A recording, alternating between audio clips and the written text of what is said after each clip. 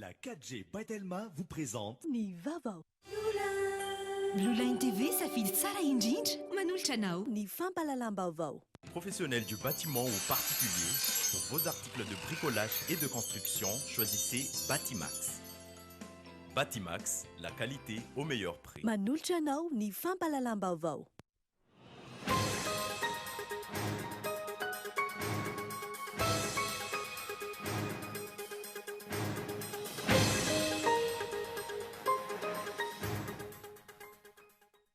Nivoaka tamin'ny fanginany kanja Andro Rajoelina io arivo io fitaorian'ny voan'ny voka-pividianana vonjimaiky. Tsy mitombony ny vokatra navoaka nisy oezy. Matokony fahendren'ny fitsarana avy momba lalam-panorenana ny tenany manoloana ny famoahana ny vokatra ofisialy. Miteraka iahy maro ho an'ny mpanara-baovao ny fangarahan'ny voka-pividianana vonjimaiky izay navoaka nisy farany teo. Mitodika any amin'ny HCC ny mason'ny rehetra miandry ampitoniana ny didy voaka. Izaradi mazava ny fitaom-pianarana ho an'ny mpianatra eny anivon'ny sekolim-panjakana amin'ity taom-pianarana ity izay manomboka androany. Ifarana kosa izany amin'ny volana aogositra 2022. Tsy nahitana fiovana ny tontolon'ny indostria eto Madagasikara. Izay ny vokatry ny andiany faharoa amin'ny baromètre de l'industrialisation de Madagascar izay navoaka ny Alliance pour l'industrialisation durable tamin'ity androany ity. Isan'ny mbola olana goavana miresaka aba alohan'izy ireo. Maresaka iraisam-pirenena nanambara ny ampiato ny fanafiana ataony amin'ny Arabia Saodita sy ny firenena miaradia aminy ny Shiita. Isan'ny afa-doza amin'izany ny faritra Deida. Ny andedin'ireo avy hatrany.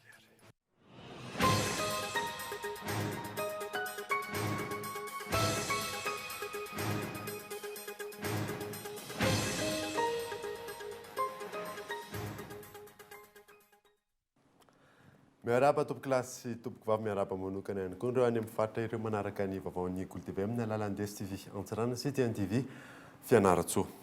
Nanomboantsika ny vaovao amin'ity alina ity dia nivoaka tamin'ny fahanginan'ny kandida larina fahatelo ambin'ny folo Andro Rajoelina io ariva io taorina ny voan'ny voka-pividianana vonjimaiky. Tsy mitombina ny vokatra izay navoaka nisy ny oezy matoky ny fahendren'ny fitsarana avy momba ny lalam-panorenana ny tenany manoloana ny famoahana ny vokatra ofisialy fanadiny miantarandriana. Navily ny safidin'ny malagasy hoy ny kandida Andry Rajoelina tamin'ny famoahany seni ny voka-pividianana vonjimaiky. Ohatra maro no nentiny androany, nanamporofona fa maro no tsy nifanandrify tamin'ny vokatra nivoaka, tahaka izany ny tranga tao Fianaratsoa. Ohatran'izao zany tao Fianaratsoa. Voalaza tao amin'ny SRMV fa 43 313 ny nombre de votants. Ny bulletin blanc et nul dia 2796. Raha alainao zany 43 313 io, analanao an'le blanc et nul 2796 dia manome soratra menamena io 40 517. Nakaiza ary natao aiza no lasa 42 033 ny suffrage exprimé. Ny suffrage exprimé zany raha ohatra ka atao fotsiny mikajikajy dia nampitomborona 4% ny isan'ny mpividy tao amin'ny districta ny Fianaratsoa. Ny isan'ny mpividy ny candidat numéro 13 dia nahena 4,65%. Dia mba eritreretinareo firy districta firy ohatran'izao no zavatra natao. Districta firy ohatran'izao no nangalanam-bato toy izao. Raha ireo no jerena, hita fa nampiakarina ny isan'ny mpifidy ary nahena no vatoa azon'ny kandida Andry Rajoelina. Tsy mifanandrify tahak'izay avokoa amin'ny ankabeny ny voka-pividianana navoaka ny seni sy ny voka-pividianana kirakirana teo amin'ny fibe toerana Arena. Le 8e dia voalaza isika fa nahazo 44%. Rehefa miakatra zany ny vokatra eto Antananarivo dia kinay io tena d'accord mihitsy zay hoe 44% izahay araka ny teneniko anareo teo raha eto Antananarivo sy ny manodidina dia mbola miakatra ihany tany amin'ny faritra nandresentsika dia mbola midina ihany tsika 39-29 dia midina fontsika miakatra ve zao ny avy amin'ny faritra dia kena hoe tsy mihetsika amin'ny 39%. Tonga an'io a dia le zavatra antenentsika tamin'ny voalohany rehefa miakatra plus de 50% ny candidat numéro 13 dia ampitomboana ny samy mpividy dia zaraina ny vato dia mijanona eo amin'ny 40% foana isika. Trucking logiciel io. Manoloana ireo rehetra ireo anefa matoky ny fahendren'ny fitsarana avy momba ny lalam-pandrenana ny kandida Andry Rajoelina amin'ny fijerena akaiky ny mikasika ireo lesoka tamin'ny famoaham-bokatra Vonjimaiky iny. Noho izany dia nametraka ny afitoriny isika teny amin'ny HCC ny mamangataka mba anaovana audit faran'izay aingana ny logiciel ampiasainy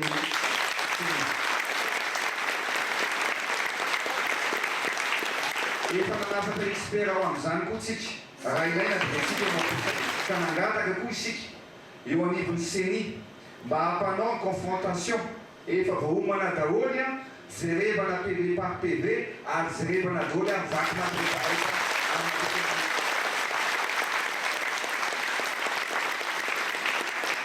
ary apetratsika eo ampelantanan'ny HCC zany tsika manara-dalàna apetratsika eo ampelantanan'ny HCC zay fitsarana avy momba ny lalam-panorenana ny mikasika ny andravina an'izao voka-pifidianana tsy manjary araka ny tokony ho izao.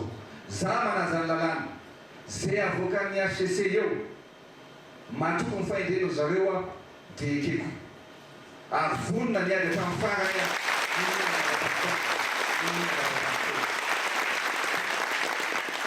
mangataka koa izay nefa ao anatin'izay satria constitué infraction pénale ny fangalaram-bato fahosaviana farak'izay ny rehetrarehetra zay nanokodina ny safidy-bahoaka.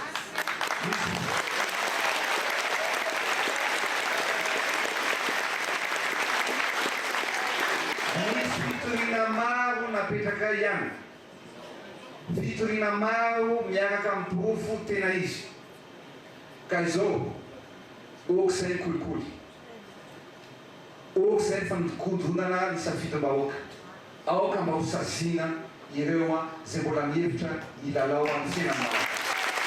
Nanamafy hatrany ny tenany fa tsy ny fizotry ny fifidianana ny olana fa ny fikirakirana ny famoahana ny vokatra Vonjimaiky. Afaka 7 andro eo raha tsy ahivona no amoahany HCC ny vokatra ofisialy. Teraka maro ho an'ny mpanara-baovao ny fangararan'ny voka-pifidianana Vonjimaiky izay navoaka ny CENI farany teo. Mitodika any amin'ny HCC ny masony rehetra miandry ampitoniana izay didy hivoaka. Hionina saina. Miroso makany amin'ny fiodinana faharoa ny fifidianana filoham-pirenena eto Madagasikara raha ny vokatra Vonjimaiky navoaka ny Vaomera maleo tena mikarakara ny fifidianana ny sabotsy lasa teo. Ny kandida laharana fa 320 Andry Rajoelina sy ny kandida laharana fa 520 Ravalomanana Marika no miatrika izay fiodinana faharoa izay raha ny vokatra Vonjimaiky navoaka ny CENI hatrany. Ho an'ny mpandinika fiarahamonina nanaovana fanadihadiana na misy aza ny lesoka sy ny aya maro tamin'ny fomba fiasan'ny CENI tokony hiandry ampitoniana ny vokatra ofisialy avoaka ny HCC ny rehetra. Raha antsika nahita tokoa moa zany iny le vokatra mazava ho azy fa misy ny tsy afa-po. Io zavatra maneran-tany any tsy fahafa-po. Indrindra moa fa aty amintsika aty Afrika dia any amin'ny HCC moa zany zao ny baolina hoy ny fitenenana ny CENI ny efa nataony nazava dia ho hitantsika eo ny toyany moa satria mbola misy zavatra tao mitoy ihany fa any amin'ny HCC araka ny lalam-panorenantsika eo koa zavatra anankiray ilay lalam-panorenantsika dia eto zany ny teny tsarana ny fahamafisan'ny système sy ny conscience politique antsika tsiraray avy ao anatin'ilay izy. Antoko politika maro no naneho ny heviny momba iny vokatra Vonjimaiky navoaka ny CENI ny fiafarany herinandro teo iny. Isan'ny niteraka resabe hatrany ny momba ilay logiciel nampiasain'ny CENI. Tiny mazava ny riny, tiny mazava zany zany ilay patch. Karazany roa izy teo raha azoko sara. Misy aloha tena liana baky.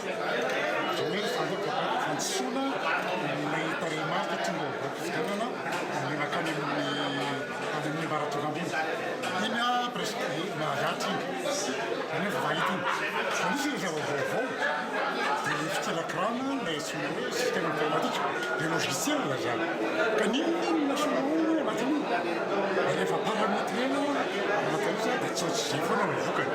Ny tombontsoa ambon'ny firenena no tokony ataony rehetra laharam-pahamehana ho an'ny fikambanana tsy miankina. Tsy tokony hisy fiantraikany ratsy amin'ny fiainana andavanandron'ny vahoaka izay vokam-pifidianana izay. Dia ny aiainay hoe raha vao misy korontana momba ny fifidianana dia lasa miantraika amin'ny korontana koa ny fianaran'ny ankizy mpianatra.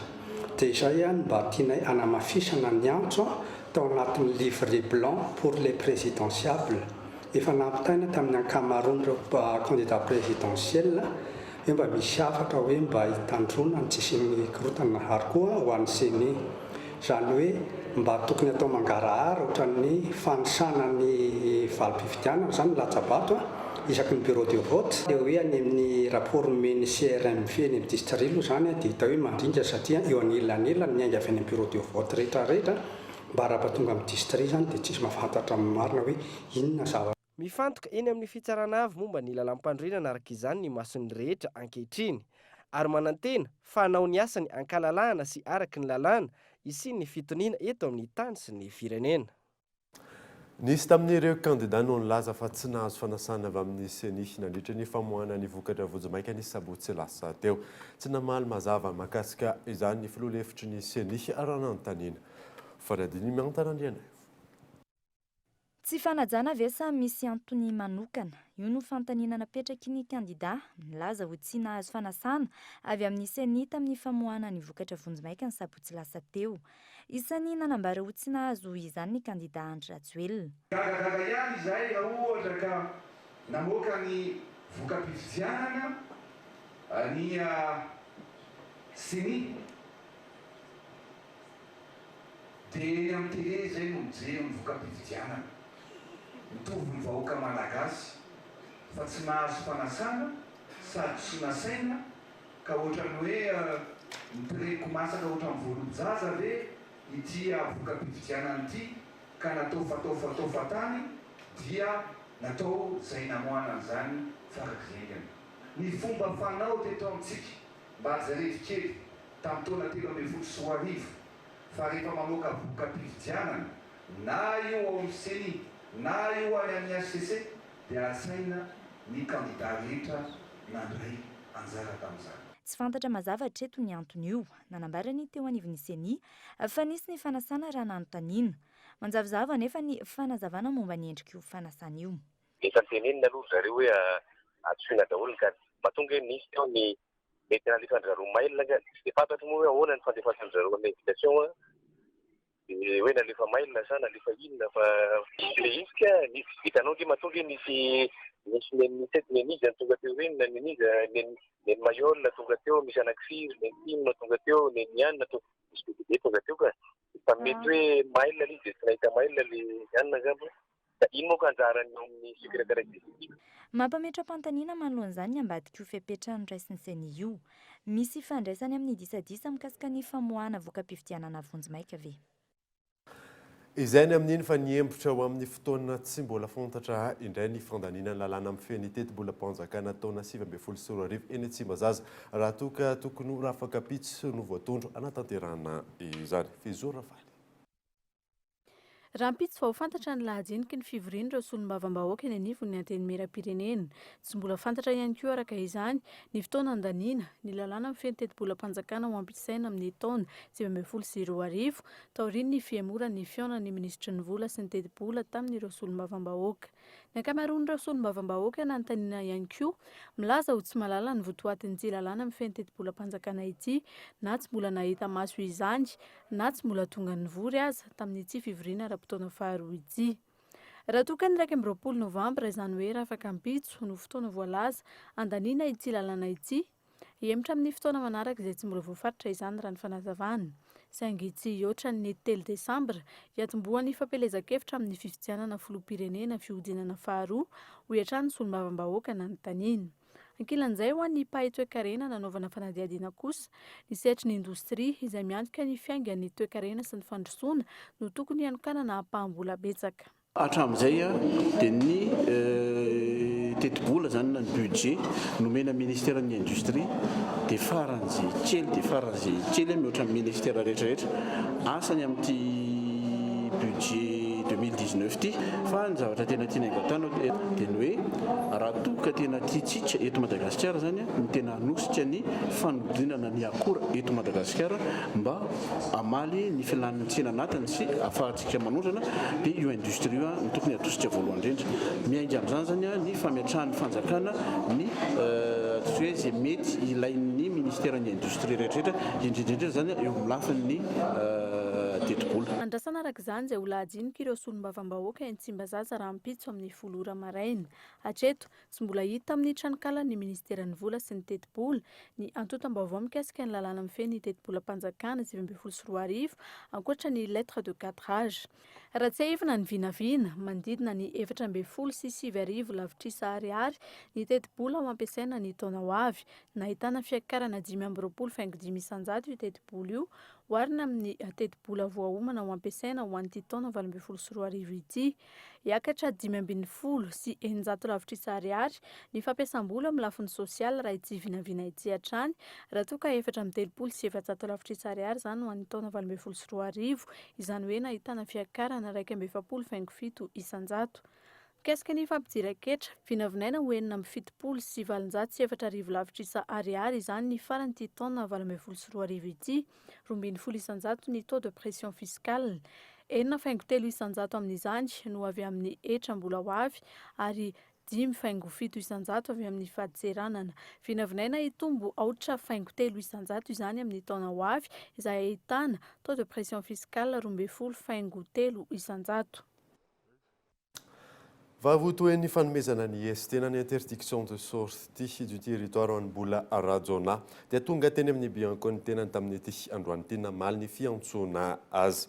Tsy nisy mipika ny resaka hatreto ary tsy nanome fanazavana avy eo anivon'ny bianco rano fantatra toy ny resaka fanondrana antsokotsoko andramena sy ny fanaparapahefana tamin'ny famoahana entana tao amin'ny seran'Antsambony Tomasina no anenjehana ity mpanolotsaina ny filotelo Arajona ary mampianana mivady ity hotaterina aminao anatin'ny fampalalamao ihany moa toy an'ity raharaha ity. Fa tontolon'ny fampianarana dia izara dimy mazava ny fitaovam-pianarana ho an'ireo mpianatra eny anivon'ny sekolim-panjakana amin'ity taom-pianarana ity izay nanomboka androany. Ifarana kosa izany any amin'ny volana aogositra taona 2022 Androany no niditra ny sekoly ireo mpianatra amin'ny sekolim-panjakana manerana ny nosy isan'ireo sekoly nanaovana fanadihadiana ny tetsy amin'ny lycée moderne Ampeflo. 100 isanjato ny tahampatongavan'ireo mpianatra teto amin'ity sekoly ity, nisy ankilan'izay ny tsy fahatombanana hita tamin'ity andro voalohany ity.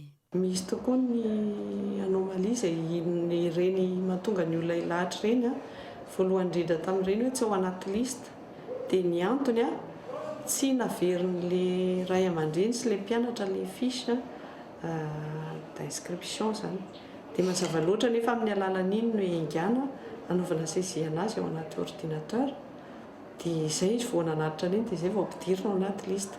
Ohatra ihany koa ny olana madinidinika dia hoe ankizy manao langue dia tsy tafiditra any amin'ny manao langue fa any amin'le ohatra hoe allemand sy espagnol moa zany no ampianarina eto amin'ny lycée dia lasa any amin'ny kilasy tsy manao langue ihany. Dia rapito zany ny asiana miverina le ray aman-dreny sy ny mpianatra mba ahafahany hoe tsy savorivory ny sainy amin'ny larobia fa tonga dia mba haka ny kilasy tokony isy azy. Ankoatra izay ho an'ny fiarahamonim-pirenena nanaovana fanadihadiana tokony hankina amin'ny filan'ny firenena ny rafim-pampianarana ankapobeny volavolain'ny fanjakana. Mahasamihafa ny fatra tsirairay aby zany tokony asongadina. Izay nga mazavatra anankiray. Fa tsy midika zay le mpianatra sava zany dia vania ny ampianarina azy ohatra. Dia raha hifindramona izy rapitso na hitady asa hafa izy rapitso afaka mitady asa hafa izy satria tsy mahay afa-tsy vania.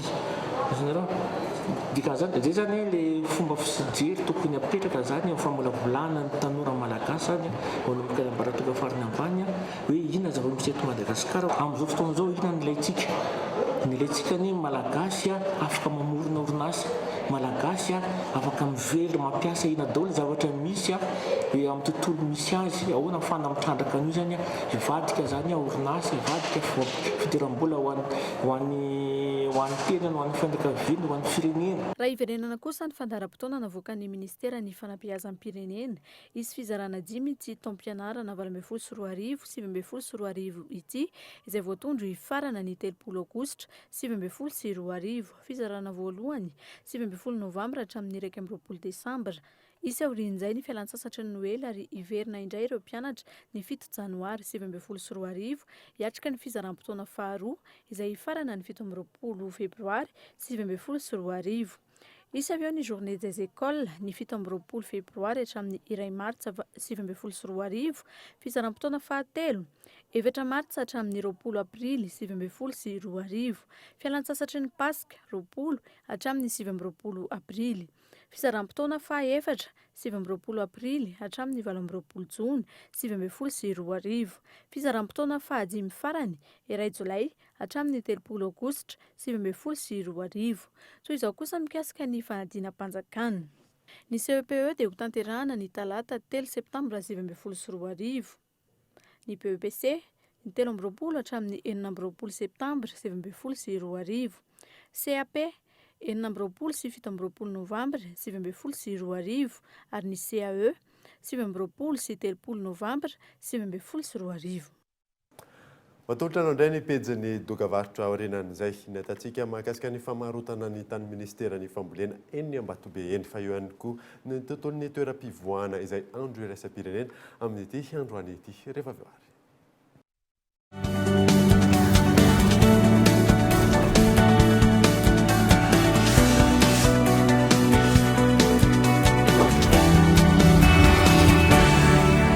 Pour toi, le téléphone, c'est plus d'SMS, plus d'internet ou les deux? Hello! C'est jusqu'à 10 mégaoctets d'internet ou jusqu'à 10 SMS pour 100 arias seulement. Hello! Et oui, pour seulement 100 arias. Hello! Jusqu'à 10 mégaoctets d'internet ou 10 SMS. Et en plus, tu peux souscrire jusqu'à 10 fois par jour. Hello! Pour seulement 100 arias. Et c'est pas fini! Telma double ton bonus la nuit. Tape le dièse 322 étoile 67 dièse. Telma, numéro 1 pour les jeunes. Miss Jeunesse Madagascar avec Corinne de Ferme. Corinne de Ferme, la cosmétique naturelle des peaux sensibles. Le comité d'organisation de Miss Jeunesse Madagascar vous informe l'ouverture du casting pour Miss Jeunesse Antananarivo 2019. Concours ouvert à toutes les jeunes filles de 15 à 20 ans résidentes à Antananarivo. La fiche d'inscription est à télécharger via la page Facebook de Miss Jeunesse Madagascar ou à retirer directement chez Cool TV dès maintenant. Le casting se tiendra le samedi 24 novembre à 8h chez Cool TV Route Zig. Miss Jeunesse Antananarivo 2019, inscrivez-vous dès maintenant. Dans mon quotidien, j'ai besoin d'Internet en permanence. Pour mes recherches, mes mails, pour être à la page des actualités, mais aussi pour communiquer avec mes amis. Et après une longue journée de travail, quoi de mieux que de se détendre devant la télé à regarder ma série préférée, tant qu'elle n'est pas occupée par le match de foot de mon mari ou les dessins animés de mes enfants. Tout ça grâce à Blue Line. Profitez de la box 4G Blue Line connexion illimitée et le décodeur Blue Line TV avec toutes les chaînes à partir de 169 000 arrières par mois.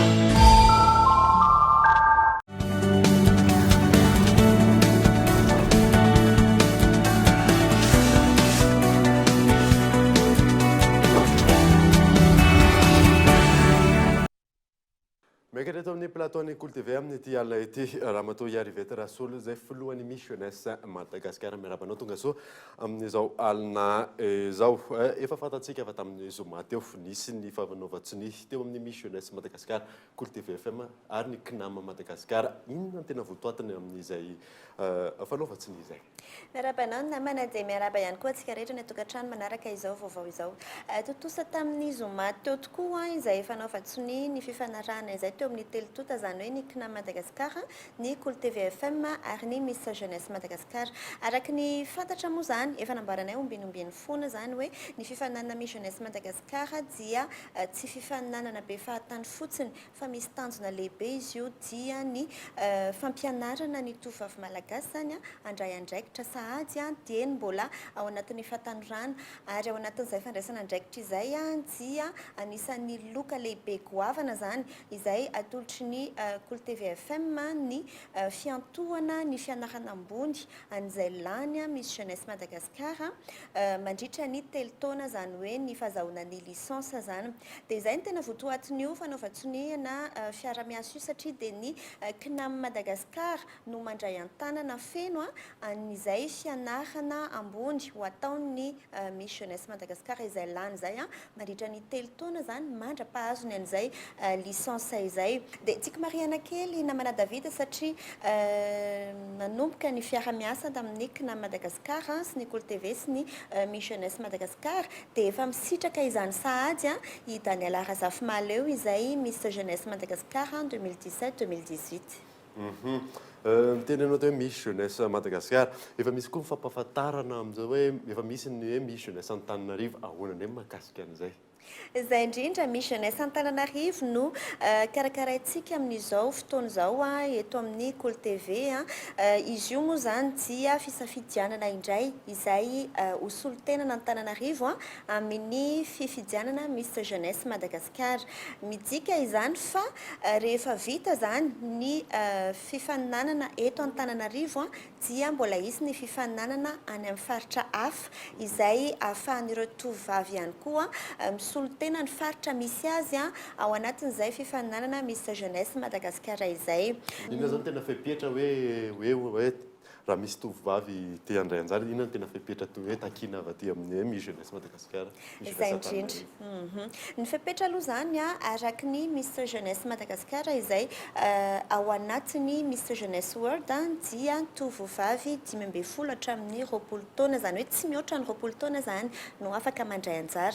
Amin'ny Miss zay dia mbola tsy nanambady mbola tsy niteraka. Zay aloha zany ny fepetra. Fepetra faharoa ho an'ny Miss Jeunesse Antananarivo dia manana adresy mazava mipetraka eto Antananarivo sy ny manodidina hoy aho ary na hoe avy any amin'ny faritra azy ianao kanefa mipetraka eto Antananarivo dia afaka mandray anjara fa tadidio fa amin'izay fotoana izay kosa dia misolo-tenana Antananarivo ianao raha toka tafiditra ao anatin'ilay 10 voasafidy. Afaka lazana hoe mahakasika an'ilay hoe satria ny fahafantarantsika anazy amin'ny sabotsy ho avy izao no atao izay casting zay mazava ho azy ao anatin'ilay tontolo ahoana indray mahakasika an'izay raha ohatra ka hoe zao vao misy mahita te handray anjara dia inona no tokony ataony. Eny ary maromaro tokoa no mbola mametraka fanontaniana hoe ahoana ny fandraisana anjara dia tsotra mandefa afatra miafina zany hoe message privé MP osintsika ao amin'ny page-ny Miss Jeunesse Madagascar dia ao ny mangataka ilay fiche d'inscription na koa makaty amin'ny Cool TV mivantana maka an'izay fiche izay dia fenona ny fiche ho an'ireo izay mbola tsy feno taona moa zany dia tsy maintsy misy ny andray aman-dreny io fiche io dia io fiche io no entina aty amin'ny sabotsy izao 24 novembre dia tonga aty vao maka ny laharana sy manao ny pitsopitsony rehetra tsy misy fepetra takina amin'ny sabotsy io fa izay mahafinaritra anao no ataonao rehefa tonga aty. Rehefa tonga aty moa zany dia fantatra hoe rehefa tafakatra amin'ny dingana manaraka dia omenay ihany koa ny andindiny mahakasika an'izay dingana manaraka izay.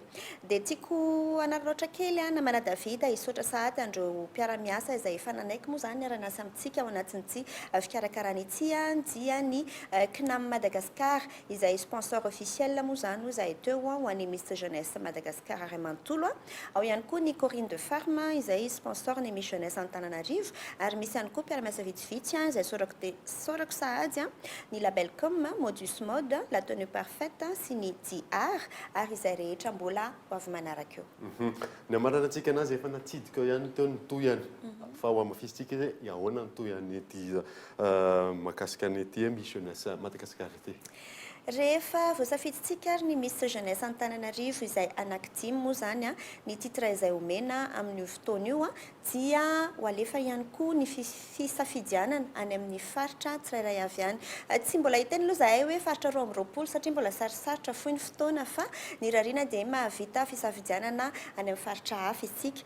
Dia rehefa samy manana ny solotenany avy ireo faritra rehetra anaovana fifaninanandreo a dia mivory ho voriana zany aty Antananarivo ireo solotenan'ny faritra tsirairay avy ireo a dia izy ireo a no mifaninana indray mba ahazo an'izay titre hoe Miss Jeunesse Madagascar izay dia izay lany amin'io a no mahazo an'ilay loka avy amin'ny Miss Jeunesse Madagascar sy CNAM Madagascar ary Nicole TV dia ilay fianarana ambony mandritra ny 3 taona ary izy ihany koa no isolotena Madagascar amin'ny fifaninanana Miss Jeunesse World manaraka.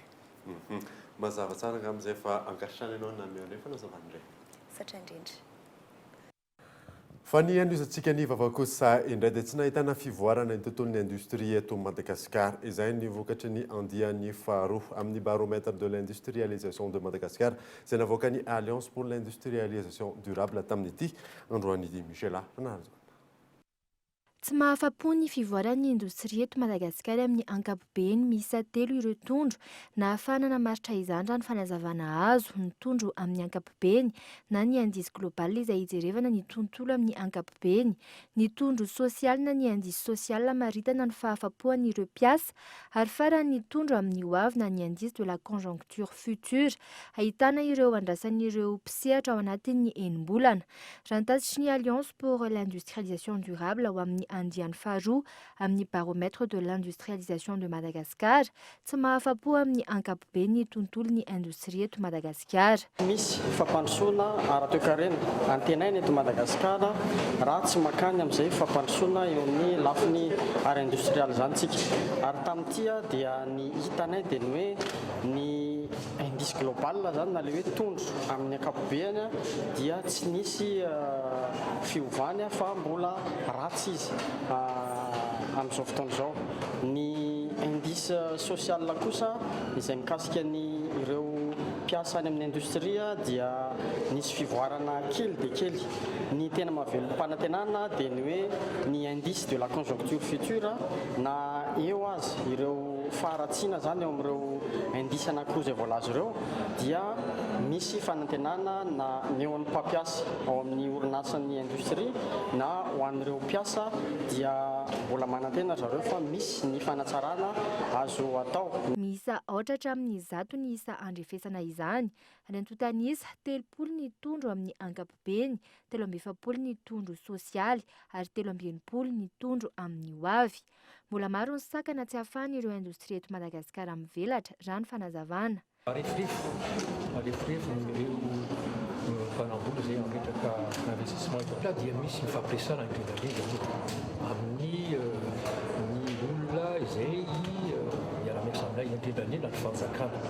Tamin'ny faran'io izay dia nanisy sosokevitra indrindrandrindra amin'ny loi de finance izay fantatro ngamba fa tsy mbola fidy izy fa mino fa misy ireo communication vitsy izay nataonay ary zay fa resina izy indrindrandrindra amin'ny ireo entana afarana avy amin'ny velana izay manangatanay hoe asiana haba mafimafy yama ebatona. Nivoaka androany ny andiany faharoa amin'ny baromètre de l'industrialisation de Madagascar na ny tondro ahafahana mamaritra ny sehatry ny industrie eto Madagasikara. Tatitra izay avoaka ny Alliance pour l'industrialisation durable izay hivondrona ny syndicat ny industrie eto Madagasikara, ny fivondrona ny mpandraraha malagasy, ny CTM na ny conférence des travailleurs de Madagascar, ny SSM na ny solidarité syndicale de Madagascar ary ny CREM na ny cercle de réflexion des économistes de Madagascar.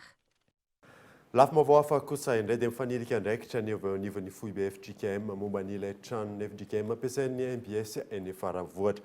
Namidin'ny FJKM tamin'ny filoha teo aloha Marc Ravalomanana tamin'ny taona 2024 ity trano ity. Inona ny takalony? Tsy misy afaka manome fanazavana momba izany ireo tompona andraikitra fanadina. Fifaniliana izay amin'ny ankapobeny fihetsika asio ny tompona andraikitra eo anivon'ny FJKM momba ilay tany sy trano novidin'ny filoha teo aloha eny Faravohatra ka atao foibe toerana ny fahitalavitra sy ny ainao manjery MBS. Raha ny vaovao voaray ny mpanao gazety izay efa noentina taminao teto amin'ny fampalalam-baovao, ho takalo ny trano vakoky ny LMS eny Faravohitra ity tamin'ny taona 2024 nanoratana ny tany tamin'ny zanaka lahin'ny filoha teo aloha. Ankoatra ny vola nividianana azy izay tsy mifanaraka akory amin'ny tena ho tokony ho vidin'ny trano sy ny tany, dia mbola nisy tany sy tranom-panjakana eny Sonerana natolotry ny filoha teo aloha Ravalo Mananamarika ny FJKM ampiasain'ny radio fahazavana. Nanantona teny amin'ny foibe ny FJKM indray ny mpanao gazety tamin'ity androany ity nanadiady ny momba izay. Toy izao anefa ny zava-nitranga. Départementat anankiray mizara roa ato, dia le départementat anenana koa resaka personnel mpiasa, dia ny anankiray resaka vola sy fitantanana, dia le vola sy fitantanana ao anatin'ny fananana zany, dia tsy maintsy le ringana. Ny azo ny tompona ndraikitra voatondro hafa indray ny mpanao gazety anontany ny zava-nisy marina saingy milaza ho tsy mahafantatra na inona ihany koa ity farany. Dia trano le Faravohitra le any FJKM lasa no pièce tamin'ny 2008 dia ahoana nisy efa nisy vaovao nandeha tamin'ny fampalalam-baovao maro ihany dia aka ny version ny FJKM zay ka zay ary mbola tsy ka tsy aty aminao mahatrato mamoaka version tena izy am'izany mbola mangataka aminy zany mila confirmation avy any BME fa zay mafaka mamoaka an'izany za ary mbola tsy neno an'izany ka tsy eo zao zareo fa lasa nitsoro matiditra ato fa any amin'izareo zany ka tsy mahazo miteny an'izany zay raha tsy mahazo lalana fa any amin'ireo. Miteraka aya maro ho an'ny mpanara-baovao ny tsy fisian'ny fanazavany avy amin'ireo tompona andraikitra voakasika ity raharaha ity. Ny trano izay namidy raha tsy ivona isan'ny vakoka ho an'ny fiangonana FJKM noho izy nampiasain'ireo missionnaire protestanta telo, ny LMS na ny London Mission Society, ny FMA, ny Friends Foreign Mission Society ary ny MFP ary ny MPF, Mission Protestante Française tamin'ny andro ny radama voalohany izay nitondrana ny fivavahana protestanta voalohany teto Madagasikara. Vakoka izay namidy tsy fantatra tretiny hoe inona marina no takalon'izany sy ny antony namarotana azy. Namidina tompon'andraikitra eo anivon'ny ministeran'ny fambolena tamina vahiny ny toerana fanaovan'ireo mpianatra enjeniera pratika eny Ambatobe eny raha ny fijoroana vavolombelona nataon'ny mpiasa tamin'ny taona 2024 no lafo izany tany izany hiona saina. Eritaona sy tapany lasa zay teto amin'ity asa Ambatobe ity tamin'ny andron'ny ministra Rivo Rakotovao zany dia nisy andehan'olona zany karana maromaro izy tonga ty dia hoe aka n'ity tanàna ity.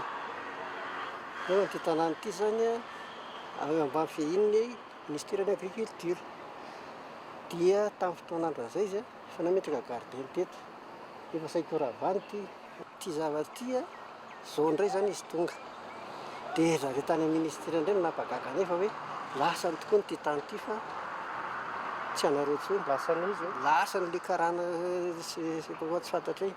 Mpiasa eo anivon'ny ministeran'ny fambolena ity njoro vavolombelona ity. Araky ny nambarany tamin'ny Rakotovao Rivo, ministra ny fambolena no nivarotany ity tany ity ho ana vahiny iray.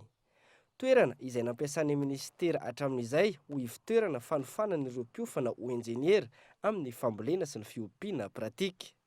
Tany izay mirefy manodidina ny 300 metatra toradroa raha ny fanazavana hatrany. Ity tanàna ity zany fanaovana pratika amin'ny mpianatra izy ity. Misy mpianatra ato. Dia ity zavatra ity zany misy masinina ato, misy fitaovana fanamboarana automobile ato, garage zany misy garage ato, misy ohatran'izany. Dia io zany efa tamin'ny andron'ny tsiranana zany efa tsisy hoe amin'izany tena ka rehefa 20 taona mahery ny asa teto tsisy hoe mikitikitiky izany ty. Zao nefa nilaza hoe misy tompony le izy. Zany hoe nisy nivarotra zany tamin'ilay vanimpotoana le ministera nisy nivarotra. Efa namoaka ingénieur tady efa tena efa tsy na zareo taloha ny asa tata rakivy hoe sotrany tsy mety siny za fitondrana zany ohatrany hoe lasa fitondrana vorotela. Zany hoe taona firy tsara zany no hoe nanomboka enina hoe lafo le izy. Tamin'ny 2017 iny voalohandohan'ny 2017 iny izay. Tsy fantatra hoe iza atao amin'ny ministera tao no manao fampivarotana ny tanin'izy ity. Tanim-panjakana misoratra amin'ny ministeran'ny fambolena no izao namidy antsokosoko izao. Mijoro ireo mpiasa amin'izao fotoana izao, miaro ny fananam-panjakana ary miantso ny Bianco sy ny tompon'andraikitra isan'ambaratongany hijery akaiky ity raharaha ity mialohan ny andravan'ireo vahiny na azon'ny tany ireo fotodrafitrasa misy ety an-toerana. Alohan'ny hidirantsika ny maresaka iraisam Pyrénées dia fantatra nandritra ny fankalazana ny andro maneran-tany ny toeram-pivoahana androany fa firenena faefatra maneran-tany sarotra ahitana izany i Madagasikara 12 isanjaton'ny malagasy ihany no manana toeram-pivoahana isa-tokantrano fanadina Rarsona Iandry. Andro natokana ho fankalazana maneran-tany ny toeram-pivoahana ny andro ny 7 Novambra. Tsy nisy ny fankalazana izany manokana teto Madagasikara, firenena faefatra maneran-tany amin'ny fahasarotany fahitana toeram-pivoahana iraisany Madagasikara. Malagasy mahery ny 720 tapitrisa no mbola mivoaka ny kalamanjana. 12 isanjaton'ny malagasy ihany no manana ny toeram-pivoahana isan'ny tokantrano araka ny antotanisy eo ampelantanany Watered. Le 12 isanjato antotanisa mihena kely nefa raha tena le hoe manara-penitra indrindra.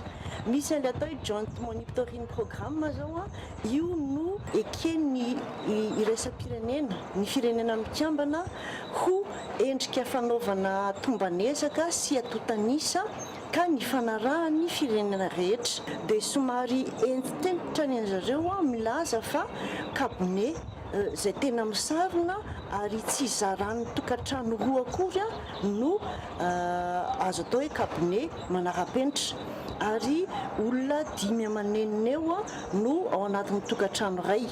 Toeram-pivoahana iraisana miisa 70 an'ny malagasy mahery ny 420 tapitrisa no misy eto Madagasikara, 7 any amin'ny faritra Diana, 2 any amin'ny faritra Sava, 4 any amin'ny faritra Boeny, 2 any amin'ny faritra Nalanjorofo, 5 any amin'ny faritra Tsinanana, 7 ato amin'ny faritra Nalamanga, 7 any amin'ny faritra Vakinakaratra, 7 any amin'ny faritra Matsiatrambony, 5 any amin'ny faritra Androy ary 7 any amin'ny faritra Nosy.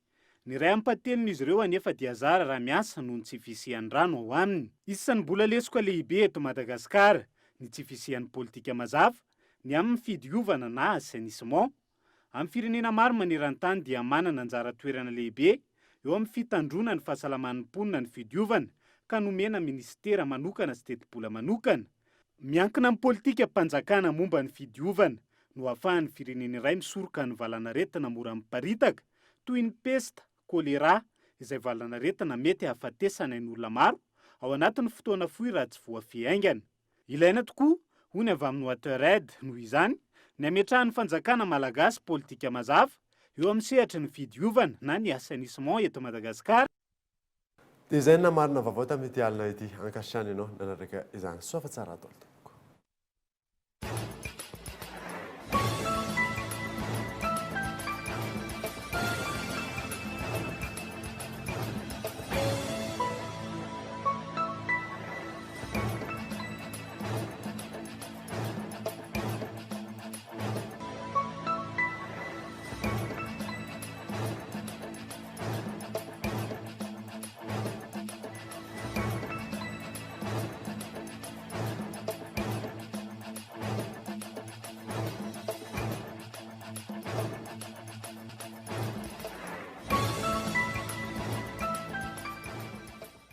Batimax vous propose sa gamme de luminaires rustiques en suspension avec applique pour tous les modèles à 70% de remise. Offre valable jusqu'à épuisement du stock. Alors, n'attendez pas. Batimax, la qualité au meilleur prix. Manolotra anao teo ny fampalalam-baovao. Blue Line TV safidy tsara indrindra nanolotra anao teo ny fampalalam-baovao. La 4G by Telma vous a présenté ny vaovao.